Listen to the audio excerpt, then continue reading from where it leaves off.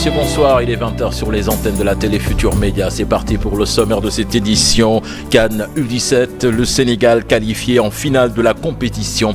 Les Lionceaux se sont imposés au tir au but 5-4 dans un match très disputé contre le Burkina Faso. Taxawu Sénégal réaffirme son ancrage dans la coalition Yewwi Askan Wi. Le coordonnateur du mouvement des cadres appelle à dépasser les problèmes internes pour barrer la route au président Macky Sall en perspective de 2024. Les impactés du projet de l'autoroute Dakar-Tivaouane sans lui fustigent la proposition d'indemnisation du foncier à partir du barème local, jugé très faible. Les propriétaires des champs demandent l'arbitrage du chef de l'État. Et puis les temps forts du retour de Kumba Gawlo Seck, la grande diva a repris le micro après sa maladie qui l'a éloigné de la scène. C'est à suivre dans ce 20h. Voilà le sommaire de cette édition, tout de suite le développement.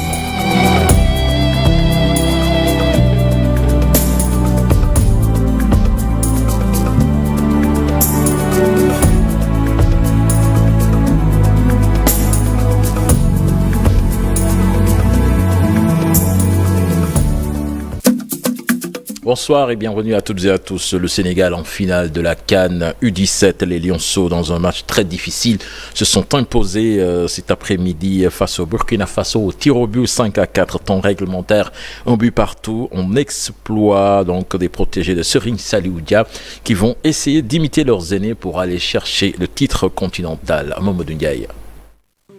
Un match serré pour les Lionceaux face à une solide formation burkinabé.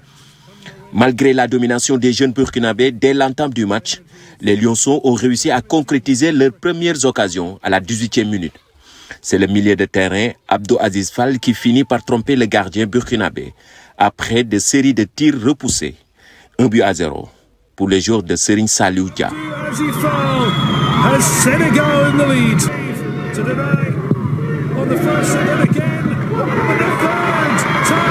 Malgré une domination du Burkina, le Sénégal mène à la mi-temps 1-0. Au retour des vestiaires, le Sénégal obtient un penalty. Le capitaine Amara Diouf a manqué son tir en butant sur le poteau. Il rate alors la balle du break. À la 83e minute, le Burkina égalise sur une frappe en dehors de la surface. Un but partout. Le Burkinabé domine et enchaîne les occasions. Score final, un but partout. Après 90 minutes de jeu. Au tir au but, c'est aussi serré. Le Burkina rate le 5e tir et donne la victoire au Sénégal qui se qualifie pour la première fois en finale de la CAN U17 qui se joue actuellement en Algérie. Merci Mamadou Ndiaye. L'autre demi-finale se joue en ce moment même entre le Maroc et le Mali. Nous parlons politique à présent. Taxawu Sénégal qui réaffirme son ancrage dans la coalition Yewwi Askan Wi. C'est du moins ce qu'affirme le mouvement des cadres de ce mouvement face à la presse cet après-midi. Makodou Ndiaye, son coordonnateur, avoue qu'il y a des divergences entre les leaders, mais il appelle à les dépasser pour barrer la route au président Macky Sall en perspective de 2024. Je vous propose de l'écouter. Des propos recueillis par Dissa Prera et Pape Sangoné Mbaye. L'avenir de Taxawu Sénégal est d'abord entre les mains des Sénégalais. Ce sont les Sénégalais qui donnent le pouvoir à quelqu'un et qui l'arrachent à un autre. Maintenant, nous sommes dans une dynamique que nous avons nous-mêmes créée. C'est le président Khalifa qui a fait les démarches pour constituer le Yewwi Askan Wi. Donc, nous n'allons pas jeter Yewwi Askan Wi, le bébé et l'eau du bain. Il y a des choses que nous devons clarifier. Ce sont des querelles, certes, entre leaders, mais ces leaders doivent avoir de la hauteur pour dépasser ces querelles, ne serait-ce que pour l'intérêt supérieur du Sénégal, qui dépasse leur propre personne, qui dépasse leur propre formation politique. Donc, c'est maintenant qu'ils doivent montrer aux Sénégalais qu'ils sont à la hauteur des attentes. Donc, si on ne peut pas dépasser ces querelles, nous pensons qu'il sera difficile aujourd'hui de venir à bout du régime de Macky Sall et de prendre en charge convenablement les aspirations du peuple sénégalais. C'est un défi que les responsables de Yewwi Askan Wi devront lever. Et nous, dans Taxawu Sénégal, nous ne ferons rien qui ira dans le sens de disloquer Yewwi Askan Wi. Puis l'ancien ministre du Tourisme, Alioune Sarr, candidat à l'élection présidentielle de 2024, il a déclaré hier en présence de ses militants venus nombreux de soutenir le leader de la Convergence pour une alternative progressiste, donc se dit candidat du changement. Dans sa déclaration, il a affirmé qu'une fois élu, il apportera plusieurs réformes dans les différents secteurs de développement du pays. Moussa Mané avec des images de Serigne Bakesek.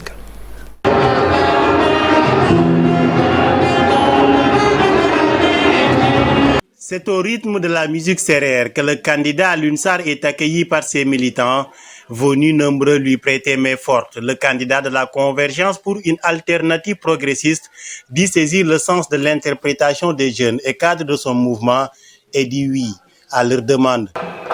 Chers amis, je disais donc avec humilité, avec ouverture, j'accepte d'être votre candidat à l'élection présidentielle de 2024.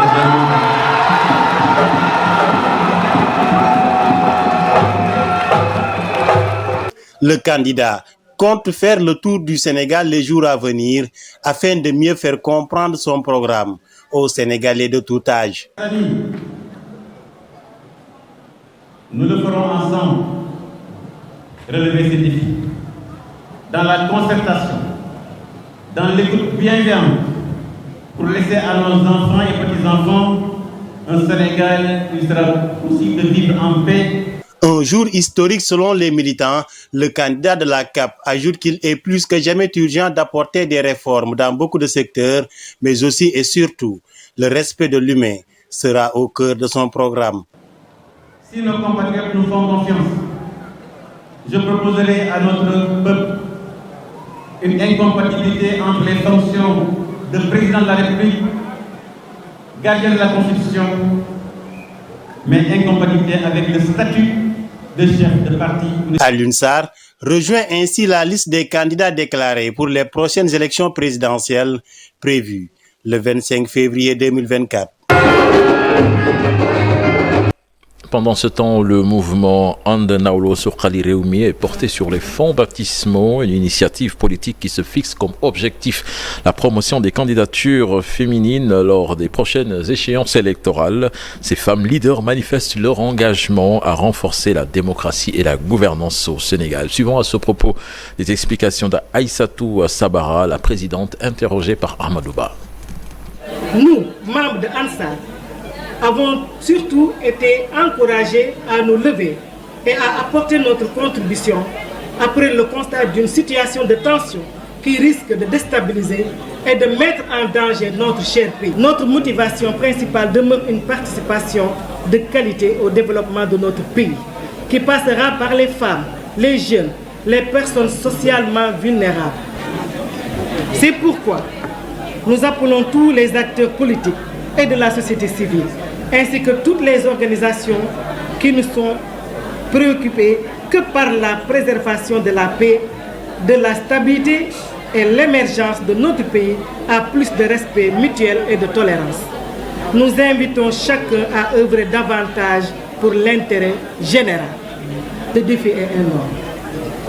Et appelle de la part de chacun de nous une claire prise de conscience et la nécessité d'œuvrer à quelque niveau qu'il se situe pour la préservation de nos valeurs religieuses, sociales et culturelles. 26e assemblée ordinaire de l'amicale des administrateurs civils du Sénégal. Le ministre de l'Intérieur, Félix-Antoine Diome, qui y était, invite les sages à intervenir dans les débats pour conscientiser les jeunes. Ils ne doivent pas craindre, dit-il, de se faire insulter. Je vous propose de l'écouter des propos recueillis par Ndeye Matidian et Mamadou Gueye. Je sais qu'il y a une sagesse orientale qui dit que dans le temps, on échangeait un conseil contre un chameau. Maintenant, on vous donne un conseil, vous n'en voulez pas. Or, ces illustres anciens qui ont servi l'État au plus haut niveau peuvent être pour nous à la fois des conseillers, mais également des guides dans le cadre de nos missions respectives. Parce que comme on dit en Wolof, et ils ont eu à vivre des expériences tellement enrichissantes que de temps à autre les consulter ne peut qu'enrichir et nourrir la réflexion de nos actions quotidiennes pour dire que ces anciens, c'est nous qui devons aller vers eux et recueillir leurs conseils avisés, mais fondés sur une riche expérience à travers donc leur vécu administratif. Ça mérite réflexion, parce que les conséquences, elles sont visibles. Parce que lorsque ceux qui savent ne parlent pas et laissent la place à ceux qui ne savent pas parler, la tendance est grande d'embarquer bon nombre de nos concitoyens dans l'ignorance et même dans des erreurs. Bon nombre de nos jeunes concitoyens, je n'en doute pas un seul instant, sont de très bonne foi. Mais ils ne savent pas. Donc, monsieur le ministre secrétaire général de la présidence, vous avez l'obligation de parler plus souvent. Nous connaissons les réserves naturelles des administrateurs civils. Nous connaissons les réserves naturelles des grands commis de l'État.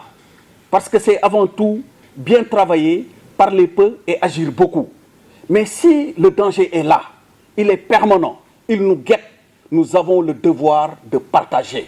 Et vous l'annoncez également dans les titres de ce 20h, Thiès, zone des Niayes, des agriculteurs impactés par le projet de l'autoroute Dakar-Tivaouane-Saint-Louis qui passe de Diender à Notogouy-Diama et Keur Mbirndao. Le comité d'urgence et de veille de Keur Mbirndao justement fustige la proposition d'indemnisation du foncier à partir d'un barème local jugé très faible. Les impactés propriétaires de champs ont tenu en sit-in pour demander l'arbitrage du chef de l'État. Ils refusent même de céder leurs terres. Ce sont, rappelons-le, des milliers de périmètres maraîchers de la zone qui sont déguerpis. Les détails dans cette correspondance signée Cheikh Anta Diop et Seyla Tir. Le comité d'urgence et de veille de Keur Mbirndao et l'ensemble des impactés de la zone des Niayes se sont réunis pour dénoncer la gestion nébuleuse et hasardeuse que la commission applique sur les biens et le bien-être des agriculteurs de la zone des Niayes. Plus particulièrement Keur Mbirndao, l'autoroute a impacté 385 personnes occupant une surface de 150 hectares, soit une longueur de 15 km. Répartie en deux zones et 385 personnes impactées, nous notons en moyenne 6 personnes sous le couvert d'un impacté. Ceci donne au total 2310 personnes. On est en désaccord total sur le barème local. Nous voulons un respect du processus d'indemnisation en se basant sur les accords de la BAD et de l'État, c'est-à-dire une indemnisation juste et équitable. Ces impactés sont des agriculteurs. Le collectif cite entre autres impacts négatifs des pertes financières énormes. Sur la zone dunaire, on décompte annuellement 5 000 tonnes d'oignons, 40 000 tonnes de tomates, 50 000 tonnes de choux et 2 000 tonnes de pommes de terre, soit un coût annuel de 19 milliards par an. Sur la zone Dior, on décompte 27 000 tonnes de mangue et 200 000 tonnes de citron, soit un coût de 12 milliards par an. Et si les autorités ne respectent pas nos revendications, nous allons remonter la situation. Dans ces conditions, selon le maire de Keur Mbirndao, Maguette Mbaye, on peut imaginer les difficultés qui se profilent à l'horizon. Chapelet de doléances des populations Niayes de Niayes, c'est dans la commune de Yen. Elles réclament une route goudronnée, de l'eau potable et un poste de santé fonctionnel. Ces populations ont listé ces doléances devant Seydou Gueye, venu représenter le gouvernement à la cérémonie d'inauguration de la mosquée du village. La cérémonie a été présidée par le fils du khalife général des Mourides, Serigne Kosso Mbacké. Les détails avec Abdou Diouf Diagne et Ahmadou Bamba Samb. Sur la route de Yen, à gauche, une piste sablonneuse mène directement à la localité de Niayes. Ce village, en majorité peul, fait face à un manque d'infrastructures sociales de base. Les habitants ont profité de l'inauguration de la mosquée du village pour lister leurs doléances. La mairie avait décidé de débloquer 30 millions pour la réfection de la route. Mais jusqu'à présent, on n'a rien vu. Et on compte beaucoup sur les 30 millions pour que ça soit bitumé. Même si c'est la moitié, ça soit bitumé. Les autres difficultés, c'est l'eau. Nous avons 2 forages, mais ça n'alimente pas les maisons. Uniquement, c'est l'école et pour les bergers. Et les femmes s'abattent toujours là-bas.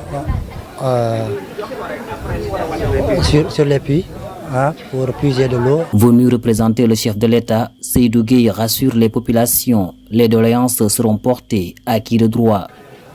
Elles n'ont aucune raison d'être préoccupées au regard de ce qui est l'axe fondamental de construction du bien-être des populations que le président met en œuvre à travers justement ces protocoles d'équité territoriale et de justice sociale. Il y a tous les programmes Promoville, PUDC qui pourraient avoir des solutions immédiates pour les besoins et les questions qui ont été identifiées ici.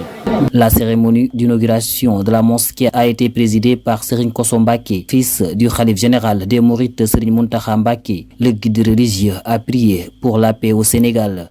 10 milliards au total investis par l'État du Sénégal pour régler définitivement le problème d'accès à l'eau à Foundiougne et ses environs. D'importants ouvrages hydrauliques sont en train d'être construits à Ndiayène Moussa Ndiaye dans la commune de Nioro Alassane. Des forages, une station de pompage pour installer une conduite de transfert d'eau vers Foundiougne. Les travaux vont se terminer donc d'ici la fin de l'année selon le directeur général de la SONES qui était en visite de chantier. Aminata Goudiaby, Abdou Karim Bey. Ce sont d'importantes réalisations que la Société nationale des eaux du Sénégal fait en ce moment à Ndiayène Moussa Ndiaye, une localité située à 50 km de la commune de Foundiougne.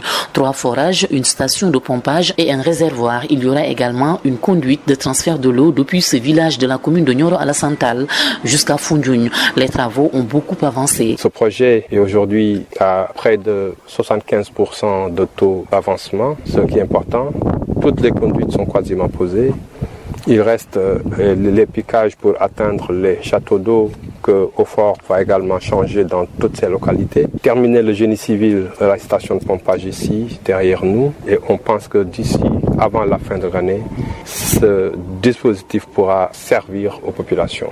L'État du Sénégal a investi beaucoup de milliards de francs CFA pour mettre un terme aux nombreuses perturbations notées dans la fourniture en eau à Foundiougne et ses environs. C'est globalement pas moins de 10 milliards de francs CFA que l'État a dépensé pour non seulement satisfaire la demande en eau des populations de Foundiougne ainsi que des localités situées entre Ndiayène Moussa Ndiaye et Foundiougne. C'est un montant très important et compte tenu du projet que Aufort a lancé, à peu près 14 châteaux d'eau à renouveler et Inch'Allah très bientôt également ce dispositif sera mis en œuvre. Le chef de l'État nous a également demandé de travailler sur la sécurisation et la sécurité de l'alimentation en eau de Foundiougne. Ce système de transfert de l'eau ne va pas desservir uniquement la commune de Foundiougne, il va permettre à plus d'une dizaine d'autres localités du département d'accéder désormais facilement à l'eau potable. On traversera des localités telles que Ndiayène Moussa Ndiaye, le chef de village l'a dit, qui avait un petit forage qui fonctionnait avec un groupe électrogène sans électricité et d'autres localités telles que Passy, telles que Mbam, Boum,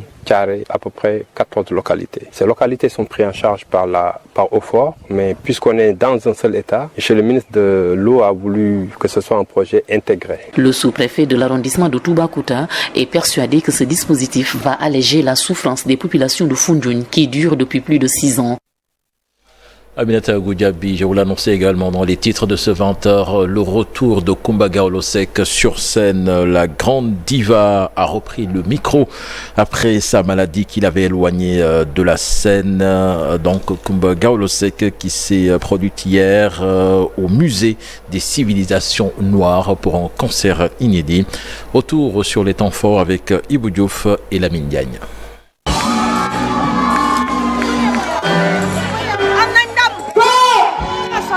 Il y avait du feu dans l'air, des sons et lumières, du spectacle aussi. Coumba Gawlo Seck était dans ses plus beaux habits pour retrouver la scène dakaroise après une trêve musicale forcée. J'aurais leçon de vie. À travers ce concert, je voulais aussi partager une expérience qui pourrait servir de leçon de vie. Juste pour dire, quelles que soient les difficultés, on doit toujours se battre pour se relever. Au retour, après une longue période d'absence pour soigner ses cordes vocales, l'expérience fut rude et escarper le chemin qui a permis ce concert. Son public en voulait aussi.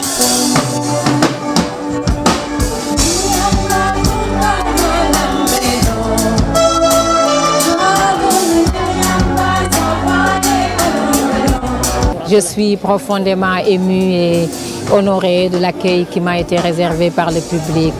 Fière d'avoir retrouvé, fière et contente d'avoir retrouvé le public sénégalais, mon peuple, ma famille, ma patrie, mes fans. C'était au musée des civilisations noires, à l'esplanade de ce temple du patrimoine. C'est ici que Coumba Gawlo Seck a choisi pour communier à nouveau avec ses fans.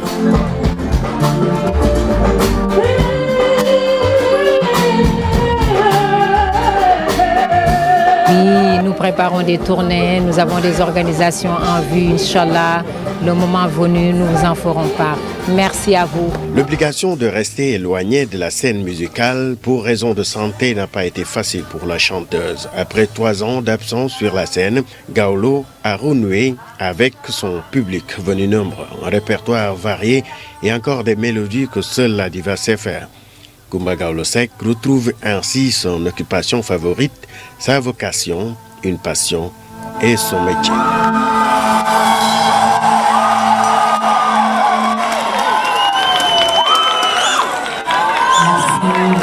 De nombreux fans étaient venus de toutes les régions du Sénégal pour être les premiers à découvrir donc la superproduction, une des plus attendues de l'année. On les écoute avec Ibou Diouf et Lamine Diagne. On dit Alhamdulillah et on la félicite aussi. Mais c'était des moments de tristesse, de perte, de vide. Mais Alhamdulillah quand même, elle est revenue parmi nous. Depuis 3 ans, on ne l'a pas vue sur scène, mais quand même, Alhamdulillah. La voix cassée, elle est revenue, voilà le symbole, avec un piano. Donc le Coumba Gawlo, ou la Coumba Gawlo que nous avons connu, est revenue encore plus dopée. Bon, elle est plus posée. On a remarqué qu'elle est plus posée, on sent qu'elle fait attention, et ça c'est bien. Donc la voix est toujours là, elle est toujours belle, la voix est belle. Donc bravo Coumba. On vient de constater qu'au-delà de Coumba Gawlo, il y a un tout qui est derrière. On voit il y a beaucoup de jeunes qui sont derrière, des orchestres, tout ça. De ce fait, je me dis que ça fait partie de la ligne de mire de la direction de l'emploi, d'où l'importance de notre présence ici.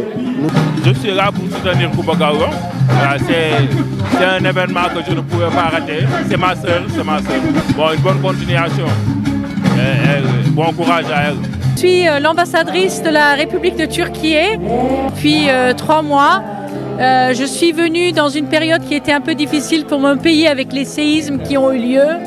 Et Coumba Gawlo a été l'une des premières à venir présenter ses condoléances et à présenter, à être à nos côtés. Donc c'est une chose que nous n'oublions pas. Toujours un plaisir de retrouver Coumba Gawlo Seck sur scène. Et ça fait plus de 2 ans ou presque 2 ans qu'elle n'a pas fait de scène, de grande scène. Donc c'est vraiment un plaisir de la retrouver sur scène. Et puis c'est une très grande voix de la musique africaine. Voilà, donc c'est un plus pour la musique sénégalaise. Je lui ai dit de prendre son courage à 2 mains, de savoir que le Sénégal et le continent africain ont besoin de Coumba Gawlo, ont besoin de son leadership. Je suis très content de l'avoir fait. Et c'est un symbole très fort envers la jeunesse féminine au niveau de l'Afrique. Bon retour à la grande diva, voilà c'était le dernier élément de ce 20h, excellente suite des programmes en compagnie de la Télé Futur Média, au revoir.